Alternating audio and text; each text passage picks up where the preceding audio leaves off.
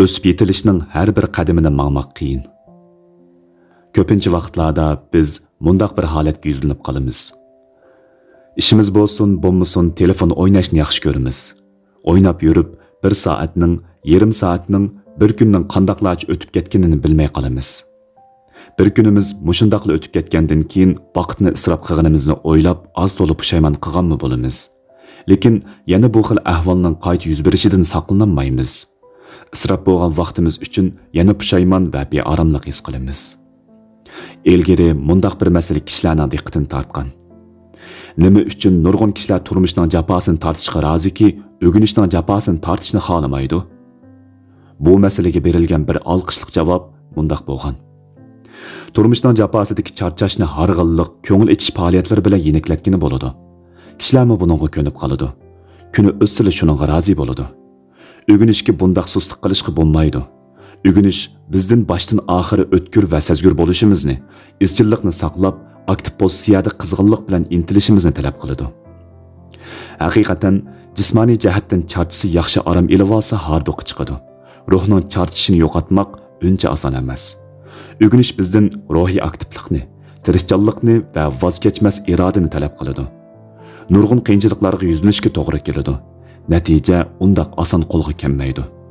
Shunga o'ginishning jafosini tortgan qaraganda turmushning jafosini tortishni o'ng'ay deb qarab olamiz. Turmushimizdan qanoatlanib bir izda yashayveramiz. Bu xil holat uzoq vaqt davomlashsa, o'ginishga bo'lgan aktivligimizni bargan sari sustlashib, o'ginishning jafosidan qo'rqadigan bo'lib qolamiz. Talabchan bo'lganligingiz kishilik hayotingizga mas'ul bo'lganligingiz. O'zini tizginlashning foydasini shundaqla o'zini kontrol qilolmaslikning ziynini hamma odam biladi. Lekin nurg'un vaqtlarda biz vaqtliq halovatga berilib ketib, o'zini tizginlamaslikning azobini tortib olamiz. Undaqda biz nemishqa o'zimizni kontrol qilolmaymiz?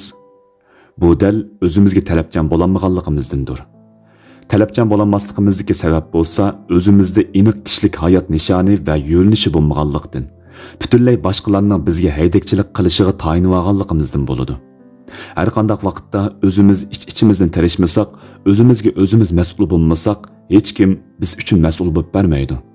Kishilik hayotimizdagi har bir parlaq natijalar o'zimizga qo'yilgan qattiq talabdan va uningga amal qilishimizdan kelgan.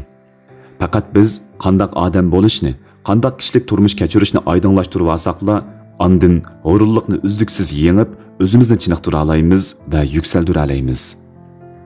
Qat'iy niyatga kelib, o'zingizni o'zgarting. Odam boshdan kechirgandan keyin andin his qila oladi. His qila olsa, o'zgaradi. Biz kichikimizda maktabda o'qiyotgan chig'imizda ota-onamizni va muallimni faqat bizni o'zi uchun o'rganishga majburlayotdi deb qaraydik. Keyin aqlimizni asta-asta topqinimizda aslida hamma ta'lim-tarbiya, samimiy nasihat va jafolarning, ko'ynishlarning faqat o'zimiz uchun ekanligini bildik.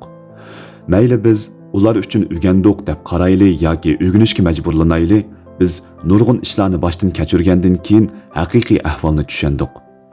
Biz xizmatga chiqdik, xizmat qilish jarayonida kichikimizdagi ashu talabchanlikning yana xizmatga mos keladiganligini bayqadik.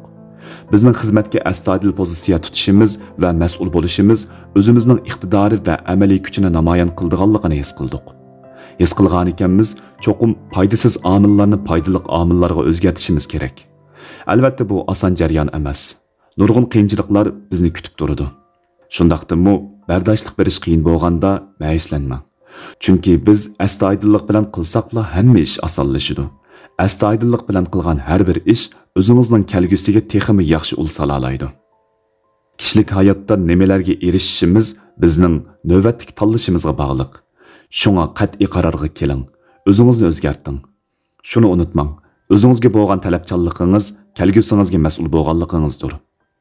Yuksak mas'uliyatchanlik bilan go'zal kelgusi yaratishingizga tilakdoshman.